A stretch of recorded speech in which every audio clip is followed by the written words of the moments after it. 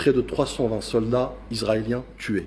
320 sionistes tués au bas mot, puisqu'on sait très bien que là, encore une fois, comme j'ai dit, l'information est la première victime. Donc c'est les chiffres plus ou moins, on en saura un peu plus avec les médias d'opposition. Et puis vous avez aussi 94 drones abattus par l'Iran. Des drones qui sont censés être le summum de la technologie militaire sioniste. Donc c'est quelques éléments qui démontrent aussi qu'il y a un échec purement militaire de l'entité sioniste. Alors il y a également plusieurs avions de 5e génération qui ont été abattus. Des F-35, d'ailleurs, 2 ou 3 apparemment qui ont été même abattus et même parfois même les pilotes qui ont été prisonniers. Donc je peux dire qu'effectivement c'est du jamais vu.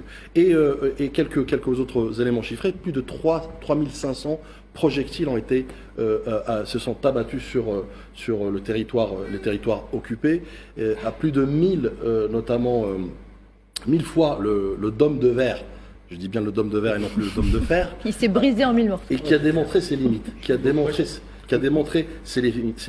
Mais encore une fois, aujourd'hui, l'Iran était entré dans une guerre d'usure. Oui. Elle a su le faire par le passé, elle saura le faire encore. Et la plus grande surprise de l'entité sioniste, peut-être tu pourras en parler un peu plus, Gamal, c'est cette haute technologie locale de l'Iran, notamment sur les missiles hypersoniques, sur lesquels ni l'entité sioniste, ni ses alliés, notamment occidentaux, ses parrains occidentaux, je préfère le mot, s'y attendaient. Et donc c'est pourquoi... C'est l'effet de surprise. L'entité sioniste, aujourd'hui, on peut dire qu'elle a été sur une crête, notamment en matière de son existence. Les Iraniens leur disaient, nous avons une technologie hypersonique, ils n'y croyaient pas du tout. Parce qu'eux ne l'ont pas. Les Américains, les sionistes, les Français et les Anglais n'ont pas de missiles hypersoniques. Je ne parle pas des missiles qui vont à Mach 1, mais Mach 2, 3, 4, jusqu'à 13, 16. C'est la technologie russe que les Iraniens ont su développer. Ensuite, ils n'ont pas pris les Iraniens au sérieux parce que les Iraniens savent, ils ont leur lanceur depuis Ahmadinejad. Ils ont donc des satellites d'observation pour voir ce qui se passe sur le territoire. Ils ont frappé tous les lieux stratégiques en dehors des villes, évidemment. Ils ont frappé les villes quand ils étaient touchés eux-mêmes. Ils ont frappé tous les lieux stratégiques, le siège du Mossad, le ministère de l'Intérieur, l'énergie, la communication, la recherche scientifique. Ils ont frappé tous les lieux stratégiques qui faisaient de cet État un État qui se l'organisait d'être le meilleur au monde. Une entité. Une entité, mais qui se prend pour un État légitime alors qu'il n'en est pas.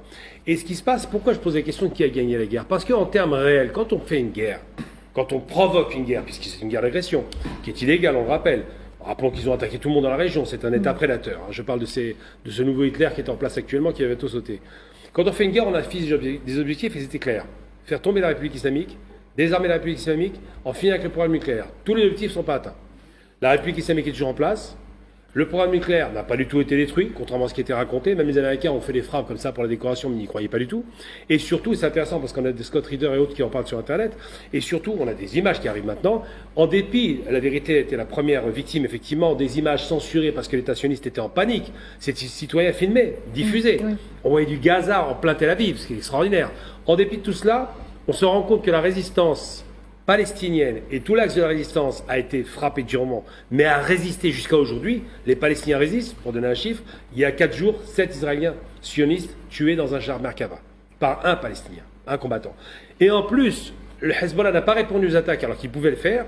Il a laissé le, entre guillemets, parrain iranien, parce qu'on peut parler de parrainage, agir, et il y a eu près de 2000 missiles qui ont frappé le territoire occupé de Palestine. 2000 missiles qui ont donné quoi? Qui ont fait trembler la population sioniste en l'occurrence. Qu'est-ce qu'on va dire réellement? Les chiffres, si on est un peu sérieux sur les quantités, le dernier missile qui a frappé un immeuble d'habitation sur la dernière frappe iranienne, qui répondait à l'agression après le cessez-le-feu des sionistes, a tué 4 personnes dans un immeuble. Comment on peut imaginer le chiffre ridicule de 30, 50 personnes? Ils donnent des chiffres qui ne veulent rien dire.